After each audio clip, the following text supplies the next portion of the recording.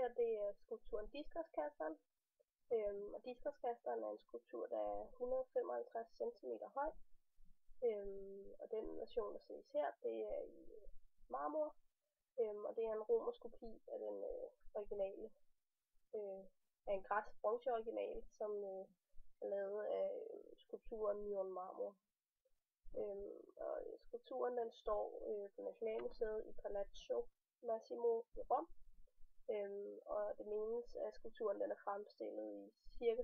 450 før Kristus. Og stillingen den er fri. Og man kan ligesom se det sådan, det er ikke nogen sådan, bare en mand, der bare står fast på 2 fødder og kigger lige frem, men på en måde i bevægelse. Og man kan se, at Diskos den er trukket tilbage, så han er klar til at kaste den fra sig. Og det viser sådan noget dynamik, at det ligner, der næsten er noget bevægelse i den, men samtidig er der ligesom også noget harmonisk ro, fordi altså det er ligesom fastfrosset, tiden er fastfrosset. Sådan et sted, hvor bevægelsen ligesom vender, men når lige trukket den tilbage og skal klar til at bevæge sig den anden vej.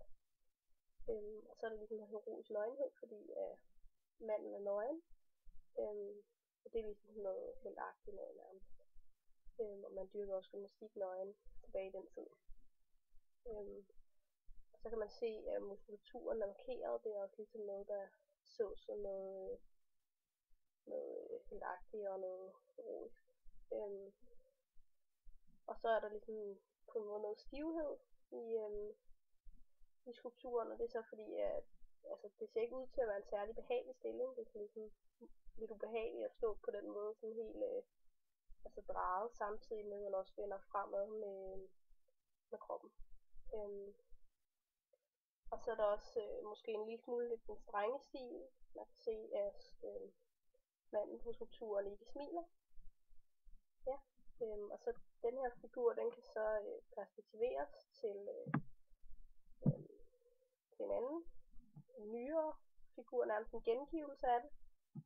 Og det er så den her, og det er sådan et stillbillede fra OL i 1936. Og det her OL det blev holdt i Tyskland, og det var ligesom under nazisternes styre lige i starten inden 2. verdenskrig.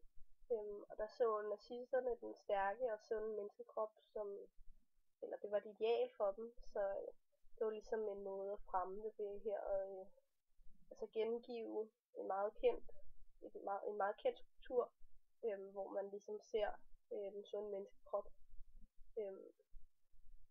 Og der bliver også gengivet andre skulpturer også af altså spydkasteren og sådan noget, eller noget lignende, hvor det bliver opstillet lidt på samme måde.